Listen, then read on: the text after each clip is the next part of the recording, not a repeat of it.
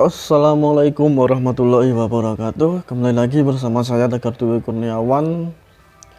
Dan pada kesempatan kali ini kita nanti akan membahas tentang materi pertemuan yang keempat, selection control struktur kayak gitu. Jadi selection control ini ada beberapa variasi struktur seleksi sebagai berikut. Yang pertama adalah simple selection, jadi atau bisa disebut simple if statement gitu. Jadi seleksi sederhana ini terjadi ketika pilihan dibuat dua jalur alternatif tergantung pada hasil dari suatu kondisi benar atau salah kayak gitu. Jadi struktur ini direpresentasikan dalam PS Code menggunakan kata kunci if, then, else, dan and if. Sebagai contoh ada if account underscore balance $3.000 then, seperti itu. Dia ada else dari service underscore change itu $5.000 seperti itu. Tapi kali ini hanya satu jalur dan atau else yang akan nanti diikuti tergantung pada kondisi dalam klausa if, seperti itu. Nah, yang kedua ini ada simple selection with null false branch atau null else statement. Jadi struktur else ini adalah variasi dari struktur if sederhana, tetapi ini digunakan ketika tugas dilakukan hanya ketika kondisi tertentu itu benar. Jika kondisinya salah, maka tidak ada pemrosesan yang terjadi dan pernyataan if akan dilewati gitu. Dalam hal ini kolom part time akan diubah menjadi jika student underscore attention adalah part time. Jadi ada contoh gitu. Nah, yang ketiga ada combinate selection atau combinate if statement, seperti itu. Jadi pernyataan if gabungan adalah pernyataan yang berisi beberapa kondisi tergantung kondisi masing-masing terhubung dengan operator logika and atau or. Jika and digunakan untuk menggabungkan kondisi, maka kedua kondisi harus benar-benar agar kondisi gabungan menjadi benar, seperti itu. Yang selanjutnya, jika konektor OR digunakan untuk menggabungkan dua kondisi apapun, maka hanya satu kondisi yang harus benar agar kondisi gabungan dianggap benar. Jika tidak itu ada kondisi yang benar. Kondisi gabungan dianggap salah, mengubah and dalam contoh di atas menjadi or, secara dramatis mengubah hasil pemrosesan pernyataan if, seperti itu. Nah, selanjutnya ada nested selection atau nested if statement. Jadi pemilihan bersarang ketika kata if muncul lebih dari sekali dalam pernyataan if.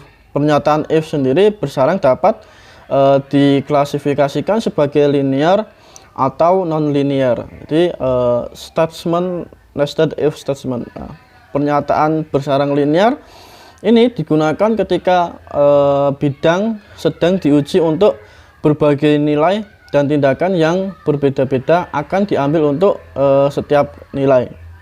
Nah, bentuk if ini bersarang ini disebut linear karena apa? Setiap else segera mengikuti kondisi if yang sesuai dengannya. Jadi perbandingan ini dilakukan, kondisi benar ditemukan dan tindakan yang ditentukan dijalankan itu sampai pernyataan else berikutnya tercapai. Nah, untuk pernyataan if itu bersarang linear harus diindentasi agar mudah dibaca dengan setiap if, else, atau and if yang sesuai disejajarkan kayak gitu. Nah, selanjutnya non-linear nested if statement. Jadi pernyataan if bersarang non-linear ketika ini terjadi sejumlah kondisi itu berbeda harus dipenuhi sebelum tindakan pernyataan itu dapat terjadi. Disebut non-linear karena apa? Pernyataan else dapat dipisahkan dari pernyataan if yang dipasangkan. Jadi pernyataan ini bisa disebut non-linear. Kenapa? Karena else itu dapat dipisahkan dari pernyataan yang dipasangkan, seperti itu. Nah, indentansi and if harus disejajarkan dengan kondisi if yang sesuai dengannya. Itu jika memungkinkan ganti serangan pernyataan if bersarang non-linear dengan pernyataan if gabungan. Penggantian ini memungkinkan dalam VS Code karena dua pernyataan if itu berurutan bertindak seperti pernyataan if gabungan yang menggunakan operator and, gitu teman-teman. Yang selanjutnya ada algorithm using selection.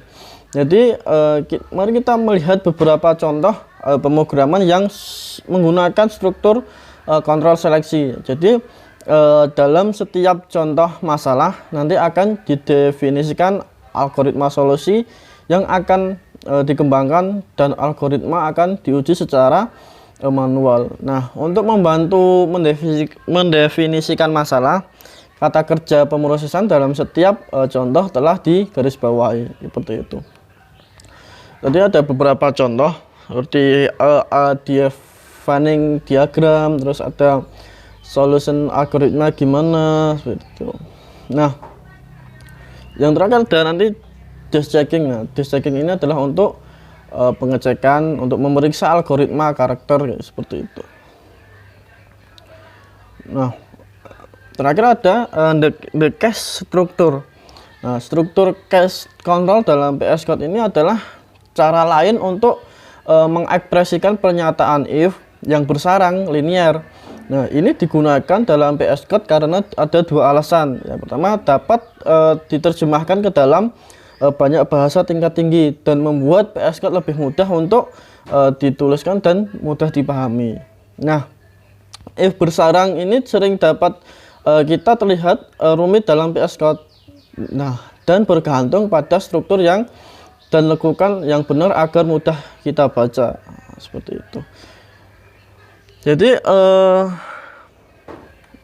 mungkin itu dulu video untuk review materi tentang selection control struktur untuk pertemuan keempat ini. Kalau ada salahnya mohon dimaafkan. Wabillahi taufiq wal hidayah. Wassalamualaikum warahmatullahi wabarakatuh.